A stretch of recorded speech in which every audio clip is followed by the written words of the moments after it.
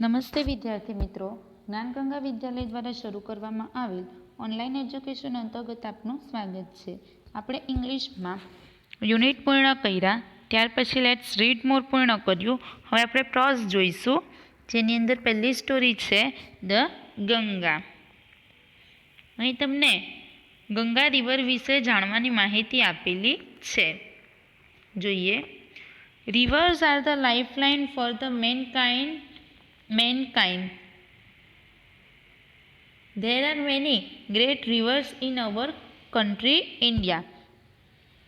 The Ganga is the most important and the greatest river among them. The Ganga is 2,480 kilometers long and source of the Ganga is in the Himalaya mountain. It comes down through the hills and flows into the Bay of Bengal. એટલે કે નદીઓ એ માનવ જાતિ માટે જીવાદોરી છે. Lifeline એટલે જીવાદોરી. નદીઓ એ શું છે? મનુષ્યની જીવાદોરી છે. ભારતમાં, આપણા દેશ ભારતમાં ઘણી મોટી નદીઓ છે. Country India. ઇન્ડિયા એટલે ભારતમાં ઘણી મોટી મોટી નદીઓ આવેલી છે. એ સૌમાં ગંગા નદી એ સૌથી મહત્ત્વની અને સૌથી મોટી નદી છે. તે કેટલી મોટી છે? તે 2480 કિલોમીટર લાંબી નદી છે. The source of the Ganga is in the Himalaya mountain. એટલે કે ગંગાનું ઉગમ સ્થાન, ગંગા નદી ક્યાંથી આવે છે? હિમાલયના પર્વતોમાંથી આવે છે. તે પર્વતોમાંથી નીચે ઉતરી અને બંગાળાની ખાડીમાં વહે છે. ક્યાં વહે છે? તે હિમાલયના પર્વતોમાંથી ઉતરે છે અને ત્યાંથી ઉતરી ને તે બંગાળની ખાડી, બે ઓફ બેંગાલ એટલે કે બંગાળની ખાડીમાં વહે છે. The Ganga is a Holi river. There are many stories of how the Ganga river કેમ down to the earth. Would you like to know one of them? એટલે કે Ganga is a Holi river એટલે કે ગંગા એક પવિત્ર નદી છે. તેની સાથે ઘણી બધી સ્ટોરી એટલે કે વાર્તાઓ સંકળાયેલી છે કે તે કેવી રીતે પૃથ્વી ઉપર આવી. ગંગા નદી પૃથ્વી ઉપર કેવી રીતે આવી તે વિશે ઘણી વાર્તાઓ સંકળાયેલી છે. તમને ગમશે આમાંથી એક વાર્તા સાંભળવી? જોઈએ ને આપણે પણ એક વાર્તા કે ગંગા નદી કેવી રીતે પૃથ્વી પર આવી.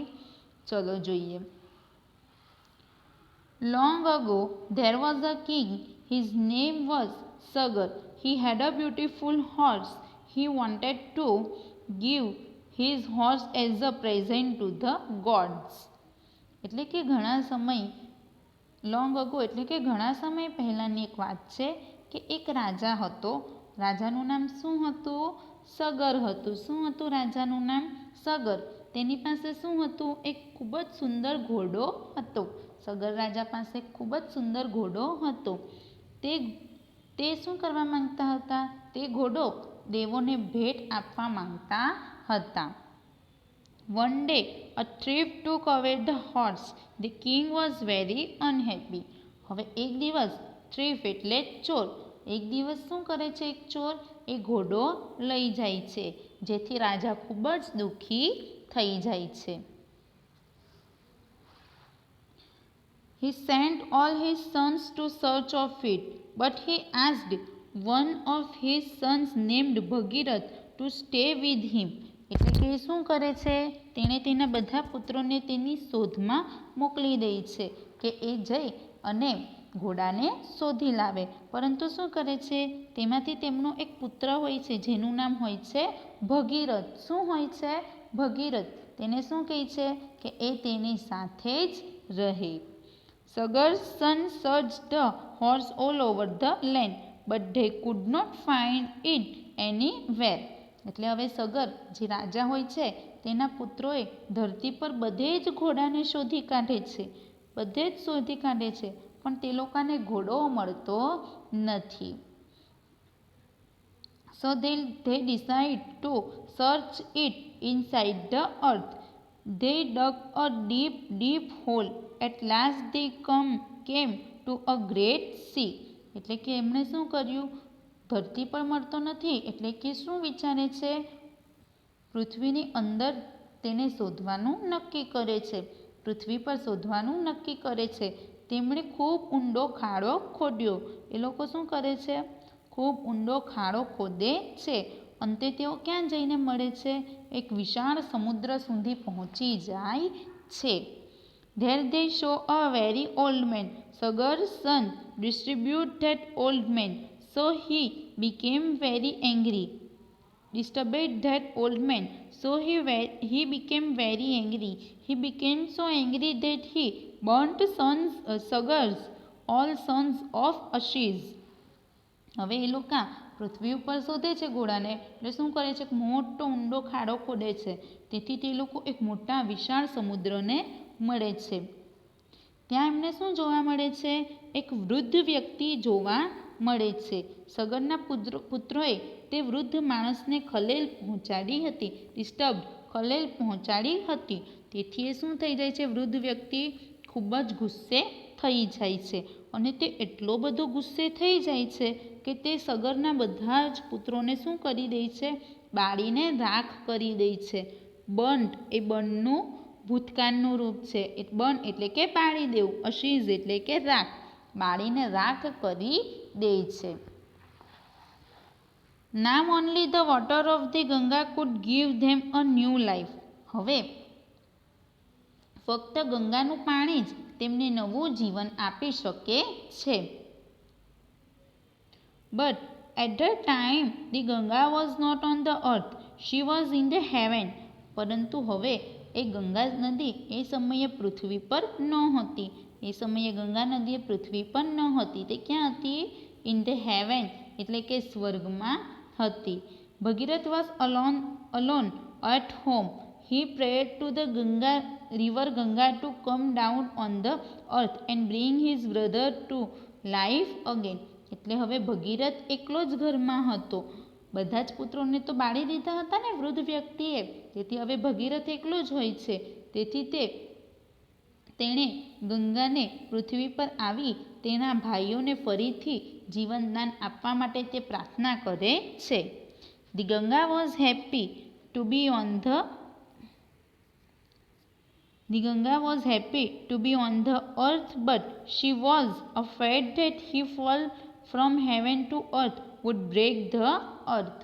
એટલે હવે ભગીરથ પ્રાર્થના કરે છે ગંગા નદીને કે તે પૃથ્વી પર આવી અને તેના ભાઈઓને નવું જીવન આવે. ગંગા પૃથ્વી પર આવવા માટે રાજી થઈ જાય છે. ગંગા નદી પૃથ્વી પર આવવા માટે રાજી થઈ જાય છે.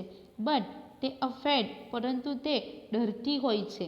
કેમ ડરતી હોય છે, કે તેના પૃથ્વી પર પડવાથી પૃથ્વી શું થઈ શકે, પૃથ્વી ફાટી શકે છે.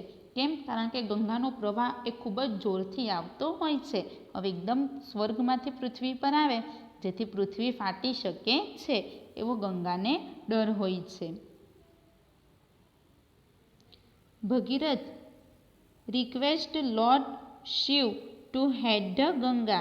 Lord Shiva agreed. He asked the Ganga to fall down to earth through his long hair. એટલે કે હવે ભગીરથ શું કરે છે, ભગવાન શિવને ગંગાની મદદ કરવા માટે વિનંતી કરે છે. હવે ભગવાન શિવ પણ તેની વિનંતી કબૂલ કરે છે અને તેમણે ગંગાને તેમની લાંબી જટામાંથી નીચે વહેવા માટે કહે છે.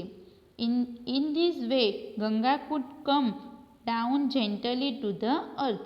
અને આવી રીતે ગંગા એ હળવેથી પૃથ્વી ઉપર આવી શકી. The Ganga followed over the ash of Sagar's son, so they all came to life again. આ રીતે ગંગા હળવેથી પૃથ્વી પર આવી શકી.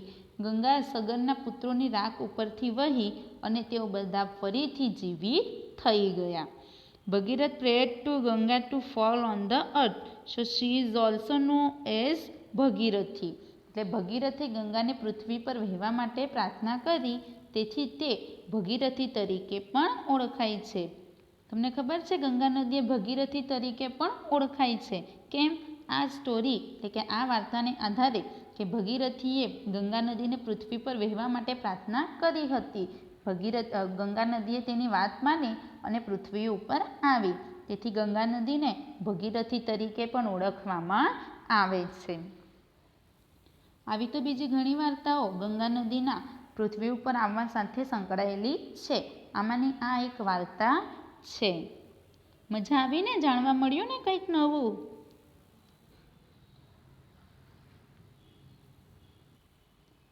તો હવે વિદ્યાર્થી મિત્રો, આપણે ધી ગંગા સ્ટોરીના મિનિંગ્સ અને એક્સરસાઇઝ એ બીજા વિડીયોમાં જોઈશું. Thank you.